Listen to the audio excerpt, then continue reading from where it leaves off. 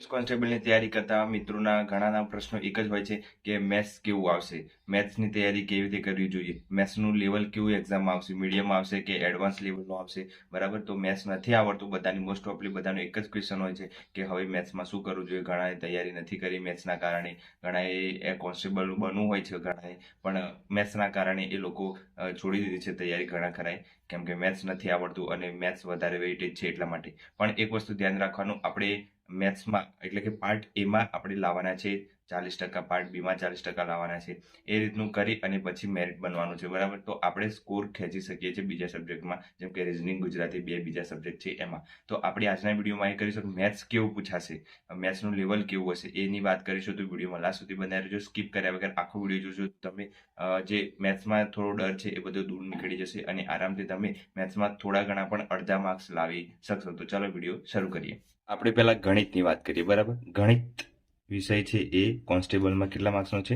30 માર્ક્સનો છે. અને 30 માર્ક્સના કારણે ઘણાએ કર્યું નથી. 30 માર્ક્સના કારણે કોન્સ્ટેબલ, બરાબર, કે આપણે ગણિત નહીં કરીએ, બરાબર, તો પણ વાંધો નહીં, ગણિત ના કરો પણ થોડુંક તો કરો. એટલા થોડા માર્ક્સ આવે, 10-15 જે માર્ક્સ આવે આપણે એડ થઈ જાય. જો પાર્ટ એમાં કેટલા છે? 30 માર્ક્સ ગણિતના અને 30 માર્ક્સ રિઝનિંગના અને 20 માર્ક્સ આના, એટલે ટોટલ 80 થાય છે.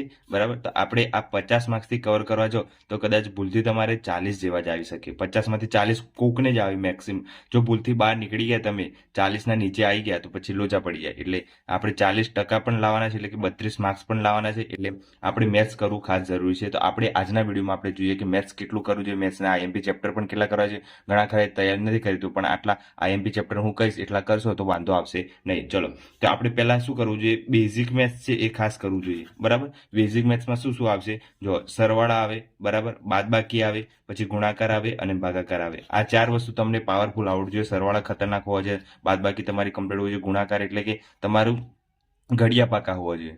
ઘડિયા આવડતા હશે તમને 1 થી 20 સુધીના, તો તમે આરામથી ગણિત કરી લેશો. તો શરૂઆત તમે કદાચ અત્યારે ગણિતથી કરો છો, હજુ મહિનો 2 મહિના છે, તો ઘડિયા ખાસ કરી દેજો 1 થી 20 સુધીના. બરાબર, આ ઘડિયા કરી દેશો તો તમને આરામથી મેથ્સમાં થોડી સરળતા તો રહેશે. પછી ભાગાકાર આવડવો જોઈએ. ભાગાકાર ખાસ જરૂરી છે, કેમ કે જ્યારે આવી રીતે આવશે 100 ગુણ્યા 200 અપોન 100 ગુણ્યા 3000, બરાબર, ગુણ્યા 10 ગુણ્યા 20 આવી રીતે આવશે તો તમે કેવી રીતે ઉડાડશો? તો આમાં ભાગાકાર તમને આવડવા જોઈએ, આ છેદ ઉડાડતા આવડવા જોઈએ, આ રીતના. બરાબર, તો તમે ફટાફટ તમે તમારું પ્રોસેસ છે 5, 2, 10 એવી રીતે, તો આ રીતના તમે ફટાફટ ઉડાડી અને તમારું જે ભાગાકારની છે એ ફટાફટ તમે કરી શકો છો. બરાબર, તો આટલું ખાસ આવડવું જોઈએ. જ્યારે બેઝિક મેથ્સમાં આટલું ખાસ આવડવું જોઈએ. બેઝિકમાં બીજા ચેપ્ટરો છે, જેમ કે લસા ગુસા. લસા ગુસા ખાસ આવડવું જોઈએ. બરાબર, કેમ કે આ લસા ગુસામાં પ્રશ્નો ડાયરેક્ટ પૂછાતા આવ્યું છે અમુક વાર. એ બેઝિક લેવલનું, બરાબર, બેઝિક લેવલનું લસા ગુસા બધાને આવડતું હોવું જોઈએ. આ રીતના વાળું આવે છે ને, જેમ કે 5 અને 6 નો લસા કેટલો થાય એ રીતનું. તો આ રીતના એક લસા ગુસાનું આવડવું જોઈએ તમને. પછી છેદ ઉડાડતા, હમણાં કીધું મેં, છેદ ઉડાડતા આવડવું જોઈએ. છેદ ઉડાડો કમ્પ્લીટ આવડવું જોઈએ. પછી બીજું છે ત્રિરાશિ. ત્રિરાશિ આપણને કમ્પ્લીટ આવડવી જોઈએ. ત્રિરાશિમાં કેવું, જેમ કે 1 રૂપિયાની 20 ચોકલેટ, તો 10 રૂપિયાની કેટલી ચોકલેટ મળી? આવી રીતના ત્રિરાશિ મુક્તા આવડવી જોઈએ. તો આ ત્રિરાશિ કહેવાય. એ રીતના આવડવું જોઈએ. વર્ગમૂળ આવડવું જોઈએ. બરાબર, વર્ગમૂળ આવી રીતે, જેમ કે 2 નો ઘન વર્ગ, 2 નું વર્ગમૂળ કેટલું થાય, આવી રીતના જે આવે છે એ. તો આ રીતના બેઝિક જેટલા ચેપ્ટર છે હું કહી દઉં તમને, જેટલા કીધા એ જુઓ. પહેલા તમને સરવાળ, બાદબાકી, ગુણાકાર, ભાગાકાર આવડવું જોઈએ. લસા ગુસા આવડવું જોઈએ. છેદ ઉડાડતા આવડવું જોઈએ. ત્રિરાશિ આવડવું જોઈએ. વર્ગમૂળ આવડવું જોઈએ. ઘાતાંક આવડવું જોઈએ. બરાબર, અપૂર્ણાંક આવડવા જોઈએ. પછી દશાંશ અવયવ આવડવો જોઈએ. પછી ડાબા જબાનો નિયમ આવડવું જોઈએ. ડાબા જબાનો નિયમ આ ખાસ આવડવું જોઈએ, કેમ કે એ પૂછાતું હોય છે વારંવાર. તો આ આટલા છે એ બેઝિક છે. આટલું બેઝિક તમને આવડશે તો તમારું 50% મેથ્સ છે એ કમ્પ્લીટ થઈ જશે. 50% મેથ્સ છે એ તમારે એડવાન્સમાં જવાનું રહેશે. બરાબર, એડવાન્સમાં કઈ છે નહીં, આ જેટલું છે એ બધું આમાં એડવાન્સમાં યુઝ કરવાનું હોય છે. બસ, બીજું કંઈ હોતું નથી. ગણિતમાં બીજું કંઈ છે નહીં. તમે એકવાર તમે આ બેઝિક કમ્પ્લીટ કરશો તો ઓટોમેટિક તમે એડવાન્સમાં એપ્લાય કરતા આવડી જશે. તો આપણે એડવાન્સમાં કયા કયા ચેપ્ટર કરવાના છે? Advance maths. બરાબર, તો એડવાન્સ મેથ્સમાં કંઈ વધારે કરવાનું નથી. જેટલું કહું છું એટલું કરો, પછી વાંધો આવશે નહીં. એમાં આઈએમપી ચેપ્ટર હું તમને કહી દઈશ. બરાબર, સાદું રૂપ કરવાનું છે. જેટલા કરવાના છે એટલા ચેપ્ટર લખાવું છું. બરાબર, સાદું રૂપ કરવાનું છે, સંખ્યા જ્ઞાન કરવાનું છે. બરાબર, પછી સરેરાશ કરવાનું છે. પછી હું તમને આઈએમપી ચેપ્ટર બાજુમાં લખાડી દઉં છું. પછી સરેરાશ કરવાનું છે. પછી મધ્યસ્થ અને બહુલક કરવાનું છે. બરાબર. પછી કરવાનું છે લસા ગુસા, જે એડવાન્સ વાળું આવે છે. પછી હું તમને બતાવું બધું. બરાબર.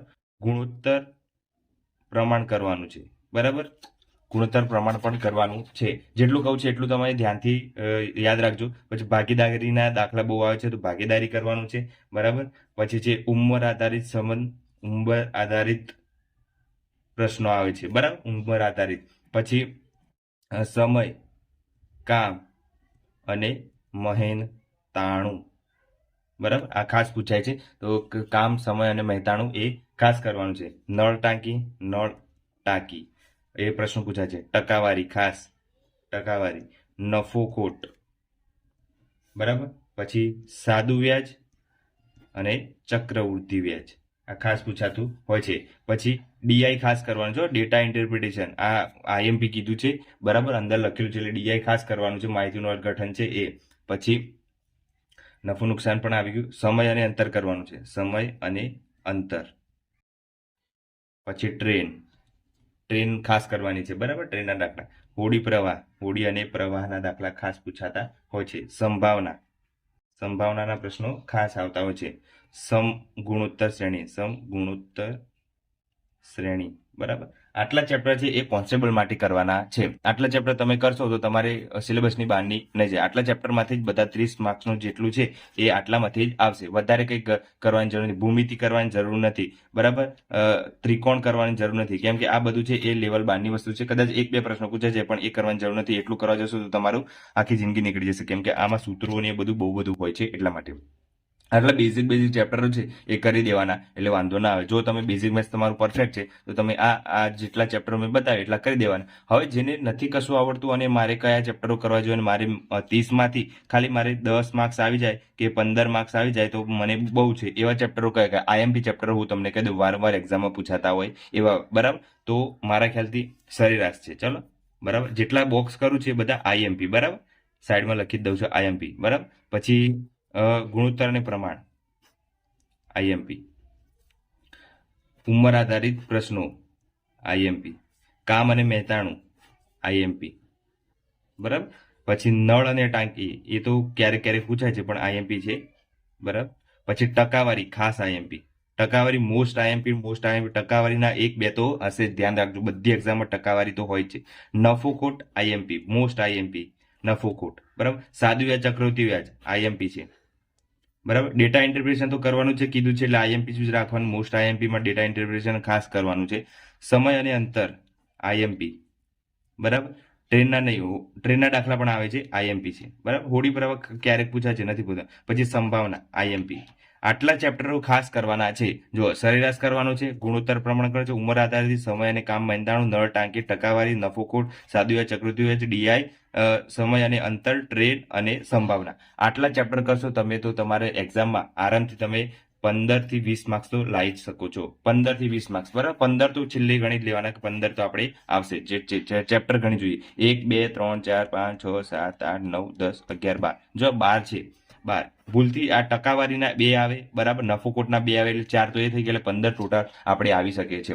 હવે આ છે એ આપણે આટલા ચેપ્ટરો કરવાના રહેશે. હવે જોઈએ કે આ બધા ચેપ્ટરો છે એ તમે સરળતાથી કેવી રીતે સોલ્વ કરી શકો છો. સિમ્પલ શું છે કે આ મેથ્સ છે એ મેથ્સ તમે કોઈ એક સારી બુક પકડી લો તો તમને આઈડિયા આવે કે હા આ મેથ્સ કરવા જેવું છે. તો હું તમને કહું કે તમે કદાચ શરૂઆત કરો છો તો આ ગણિતની બુક છે મારી જોડે. બરાબર. નીરજ ભરવાડની લેટેસ્ટ છે.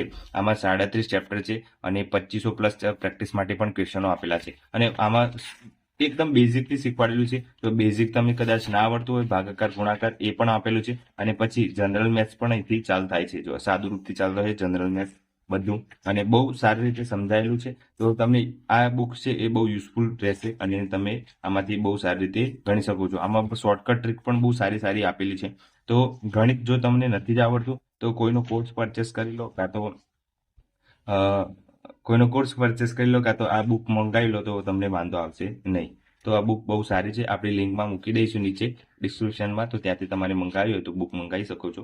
અને બહુ સારી બુક છે અને મને તો યોગ્ય લાગે છે. અને બીજું કે મેથ્સમાં આપણે એટલું ધ્યાન રાખવાનું કે આપણે 30 માર્ક્સનું છે કોન્સ્ટેબલમાં, તો એમાંથી આપણે 15 મેક્સિમમ લાવવાનો ટ્રાય કરવાનો. પછી શું કરવાનું આપણે કે જો 80 માર્ક્સનું છે, 80 માર્કથી આપણે 50 માર્ક્સ આપણે પાર્ટ એમાં લાવવાના ટ્રાય કરવાના. પાર્ટ એમાં જો પાર્ટ એમાં છે એ 80 માર્ક્સ છે, બરાબર. એમાં ગણિત 30 માર્ક્સનું, રિઝનિંગ 30 માર્ક્સનું અને ગુજરાતી 30 માર્ક્સનું, 20 માર્ક્સનું, એટલે ટોટલ 80 થયા. તો આપણે ગણિતમાં મેક્સિમમ લાવવાના ટ્રાય કેટલા કરવાના? 15, બરાબર.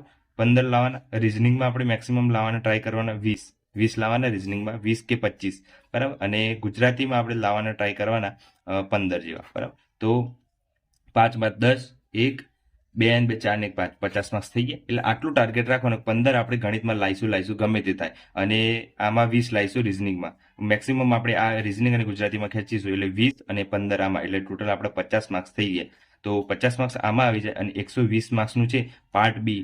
તો પાર્ટ બીમાં આપણે બંધારણ છે એ ખાસ 30 માર્ક્સનું છે. તો 30 માર્ક્સથી આપણે 20 થી 25 માર્ક્સ આપણે બંધારણમાં લાવી દઈએ. અને ગણિત ઇતિહાસ, ભૂગોળ, વારસો 50 માર્ક્સનું છે, એમાંથી આપણે 30 માર્ક્સ એમાં લાવી દઈએ, બરાબર. અને ટ્રાય કરવાનું આપણે કે જીકે, કરંટ અને વિજ્ઞાન એ 40 માર્ક્સનું છે.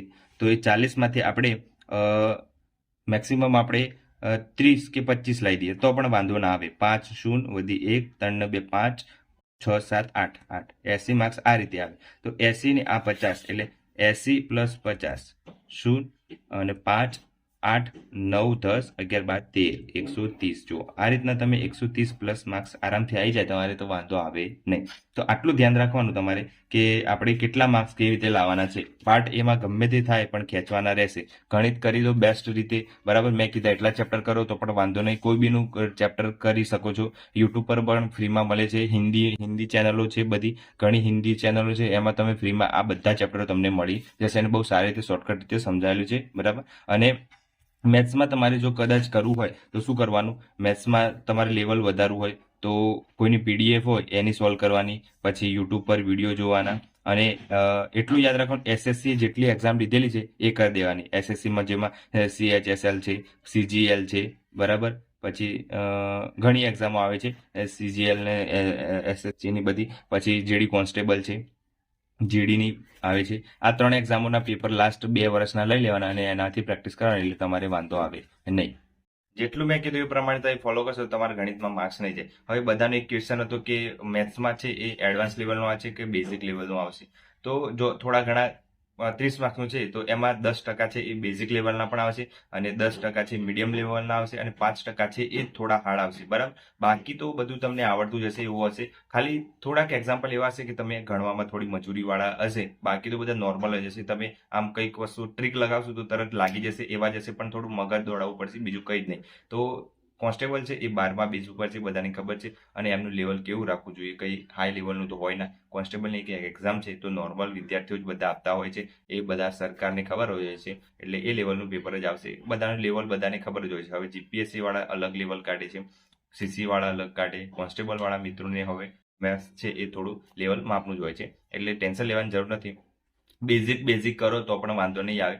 ગણિત છે એક એવું સબ્જેક્ટ છે તમે સ્કીપ ના કરતા. બેઝિક જેટલા મેં ચેપ્ટર કીધા એટલા કરીને જજો તો તમને યુઝફુલ રહેશે. અને ડરવાની જરૂર નથી. ગણિત એકવાર તમે ગણવાનું ટ્રાય કરશો તો ધીરે ધીરે તમે ઓટોમેટિક વધી જશે તમારા માર્ક્સ. અને આ રીતના તમે ફોલો કરશો, જેમ કે બેઝિક મેથ્સ કરો પછી એડવાન્સ મેથ્સમાં જશો તો તમે આરામથી બધા જે ચેપ્ટરો છે એ સોલ્વ કરતા આવડી જશે. તો બને ત્યાં સુધી મહેનત કરતા રહો અને ગણિતની પ્રેક્ટિસ કરતા રહો. 2 મહિના છે હજુ, તો 2 મહિનામાં તમે કોઈનો કોર્સ પરચેસ કરીને પણ શીખી શકો છો, કાં તો બુક લાવીને પણ શીખી શકો છો. પણ શીખવાનું ટ્રાય કરજો બને ત્યાં સુધી, તો તમને આવડી જશે મેથ્સ. અને તમને આ વિડીયો યુઝફુલ થયો હોય તો તમારા મિત્રોને પણ શેર કરી દેજો. થોડી કોમેન્ટમાં તમારી રાય પણ જણાવજો કે શું ખરેખર યુઝફુલ થાય છે કે નહીં, તો થોડું આગળ આપણે વિડીયો બનાવી શકીએ, બરાબર. તો આજ માટે રાખીએ અને તમારા બધા મિત્રોને શેર કરી દેજો જેટલા પણ તૈયારી કરતા હોય એને, અને સપોર્ટ કરતા રહેજો. જય હિન્દ, જય ભારત.